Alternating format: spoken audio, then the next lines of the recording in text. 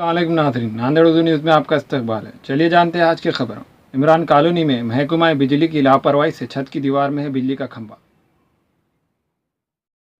खदीम शहर के इमरान कॉलोनी में एक घर की छत की दीवार से लगकर है बिजली का खंभा, जिसकी वजह से घर वालों शॉक के खौफ में रहने से मजबूर है और घर वालों ने बिजली महकमा को 2 साल से इस बारे में कंप्लेंट देने के बावजूद बिजली महकमा को कोई असर नहीं पड़ा है। घर वालों का कहना है कि अगर अब महकमा बिजली इस मसले को हल नहीं करे तो हम लोगों की जान पर बन आए तो इसका जिम्मेदार महकमा बिजली होगा।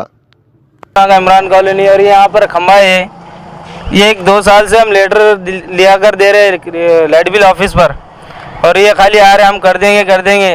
आज दुनिया का 2 जनों को शॉर्ट लगा, खुद हमारे मिस्त्री को खुद गवाह है, उन्हें खुद जो काम करते हुए उसको खुद शॉर्ट लगा हुआ है यहाँ पे।